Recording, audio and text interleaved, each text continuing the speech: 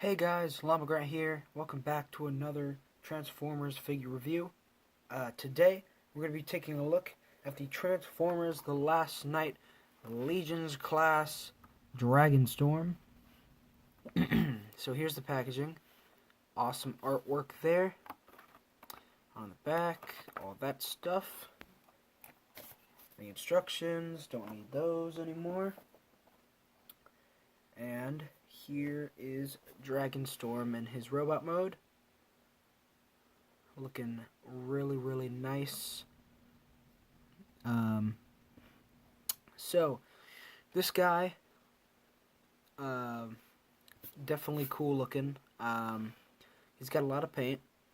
Obviously a lot more than Hound, which was the first figure in this sort of wave of videos. It went Hound, Hot Rod, and now Dragonstorm here. He looks really nice. I like all the paint on him. He's got a lot of gold up in here. He's got a nice painted red Autobot symbol there. He's got some nice red on the arms and a little bit on the legs, which sort of fades into the black, which is really nice. The head sculpt here looks a lot like Stinger from Dark of the Moon, which is kind of weird, but he's cool. But I really do like how he looks. He's got this tail sword here, which will come into play later. It just pegs into his hand via a peg in a hole. But yeah, here he is. For articulation, he has a hinge joint in the shoulder, a ball joint in the shoulder, nothing really in the head other than forward and backward movement, but that's for transformation. He's got ball joints in the hips, and he's got no knee bend. So really, you're not going to get this guy posing, but he does look really cool.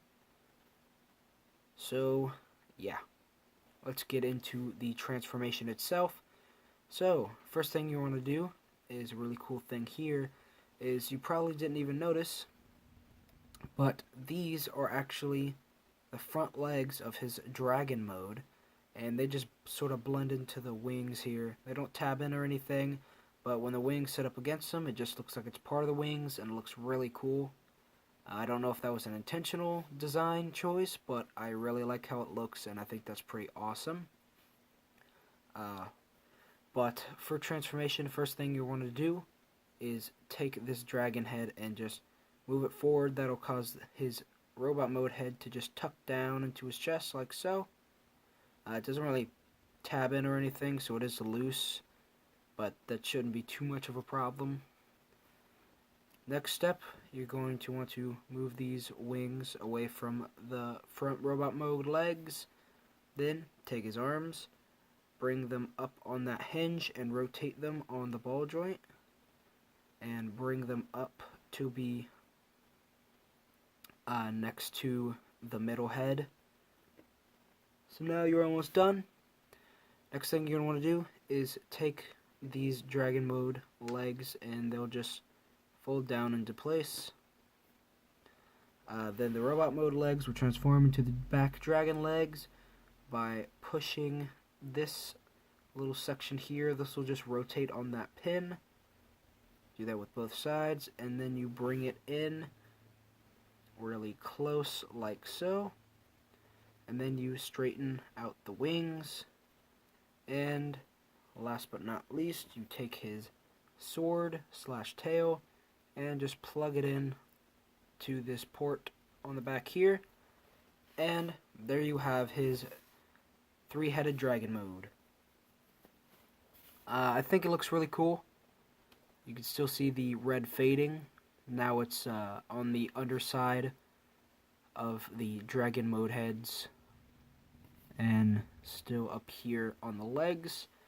Articulation on this mode, you got ball joints in the hips, ball joints in these two heads, and not really anything in the middle head unless you push it back, but that looks awkward. And then you have two hinge joints in the wings, and I guess a little bit of rotation here in the tail. The way that you have to get him to actually be on all fours is a little weird, because you got to push him forward a lot, and it looks like he's just sort of tilted down really far, and it does look a little awkward that way. I don't really know why they decided to do that, but that's how it is. So yeah, if you have the legs straightened out like this, it just looks weird, and he sort of stands on two legs like a dinosaur. That's kind of awkward, but you know, I guess you could get some roaring poses if you could get him to balance. He doesn't like to balance well though, but if you could get that to balance, then you'd be able to get that to work pretty well for a roaring pose, I guess. For a size comparison, we're gonna get the other two figures in the line that I've reviewed. Here we have Hound, and here we have Hot Rod next to him. As you can see, he's pretty much in the same size range. Obviously he's a lot taller, but that's to be expected, being he's not a vehicle. Overall, I do like this figure. I do recommend it if you want to complete the line. Out of 10, I guess I'd give this about a 7 or 8. It's a pretty decent figure.